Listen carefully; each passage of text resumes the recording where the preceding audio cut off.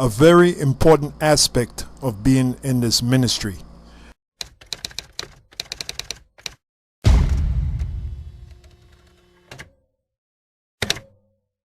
Shalom and welcome to another edition of GreatMillstone MailBag, here to feed the elect through the spirit and power of Yahweh, Ba'ashem Yahushai, which is ancient Hebrew for the proper names of the Heavenly Father and His only begotten Son.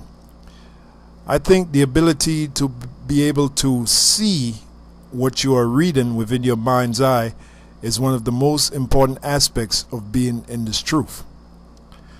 Now, at one time, before the men of the Lord were called prophets, they were called seers. Here's the book of 1 Samuel, the 9th chapter, the 9th verse.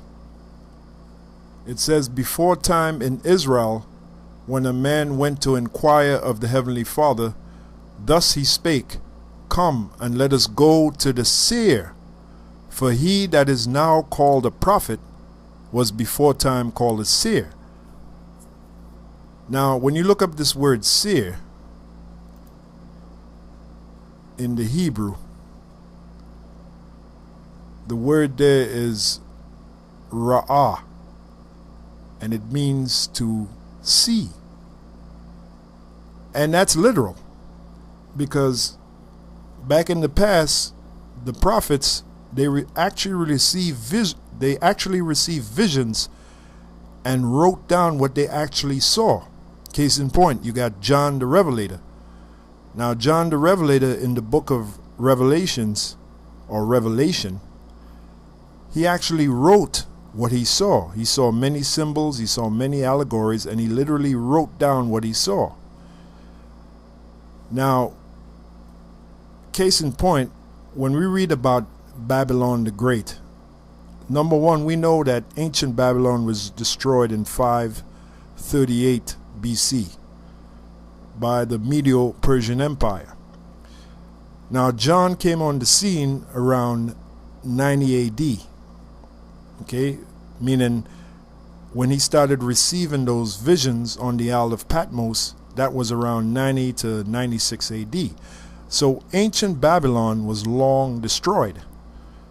So when we read about Babylon the Great in the book of Revelation, what is it talking about?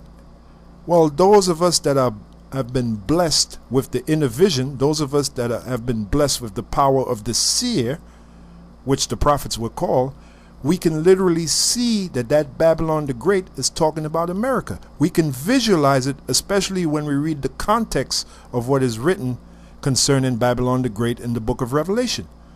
Because we've been given that ability to see, to visualize what we have read or what we are reading. And that's a great gift indeed. And like we have just found out, that the prophets were literally called seers. There was a time in Israel when the prophets were called seers before they were called prophet. And when you look up that word prophet, it means to say before. Now, if you can see something in your mind's eye, then indeed you can say what's going to happen before it happens, because you see it, you literally see it within your mind's eye. And I think that's a very important gift in being in this thing of ours, and being in this ministry. The ability to read and then see in our mind's eye what we're reading. Now, when you look up this word ra'ah from seer, let's go to the definition. To see, perceive, to see, have vision, to look at, to see, regard. So when you regard, let's say you're reading about the image, the true image of Yahushai, and you can, based upon what you're reading, based upon the dynamic of what is written, you can see within your mind's eye that indeed Yahushua is a so-called black man. Then indeed you have regarded what has been written, and that was based upon the actual vision that the Apostle John on the island of Patmos got of Yahushua, when he wrote down the actual characteristic of what he saw concerning the man Yahushua, right down to the literal distinction or the literal description of what he saw. Okay, he actually saw it. And when we read what he wrote, because we've been blessed with the power of the seer, we can actually see it. We can literally see it. We literally have the right kind of inner vision concerning what we're reading. And that's a blessing. Okay? And like I said, that's one of the most important aspects of being in this truth, because that helps to bolster our faith. If you can see it, you can be it. That's an old saying. If you can see it, then you can be it. And we see it within our mind's eye. Okay? To look at, see, regard, look after, see after, learn about. This is all part of seeing. When you learn something, when you capture something within your mind, the reason why you capture it within your mind is because you saw it. Okay? You saw it. You had that inner vision of what you had just captured. You had the inner vision of it. Say, for instance, a basketball player, before he throws that ball into the hoop, he literally sees that ball going into the hoop before he even throws that ball.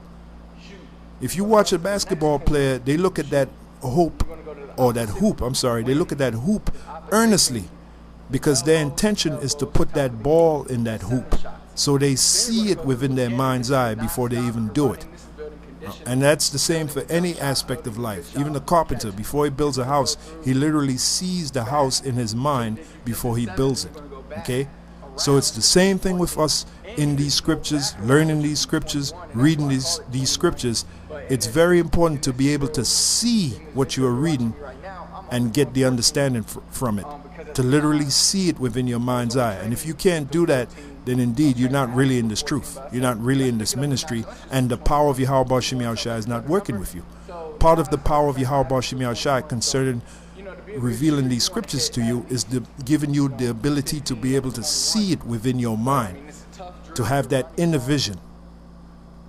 And it's all part of the dynamic of being in this ministry, being in this truth.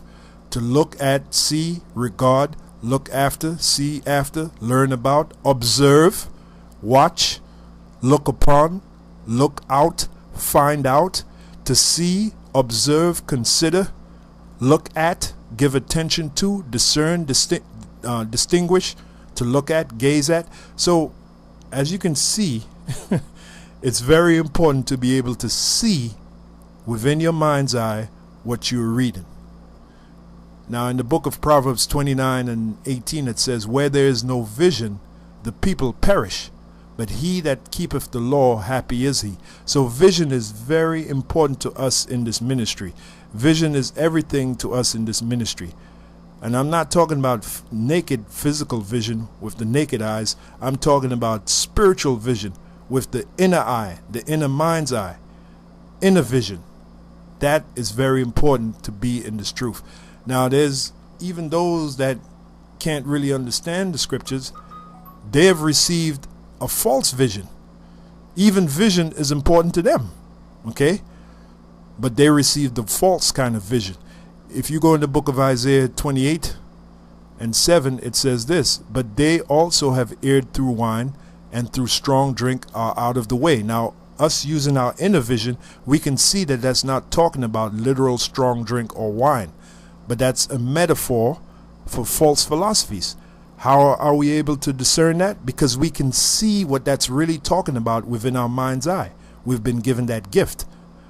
Reading on, it says, the priest and the prophet have erred through strong drink. They are swallowed up of wine. They are out of the way through strong drink. They err in vision. They stumble in judgment. So even they, the false prophets, the ones who can't really break down these scriptures, and there are many of them, even they have received the vision, but they've received a false vision. But us that are in this truth, that are in this knowledge, we've received the right kind of vision. They err in vision, they stumble in judgment. Why? Because they received the wrong kind of vision.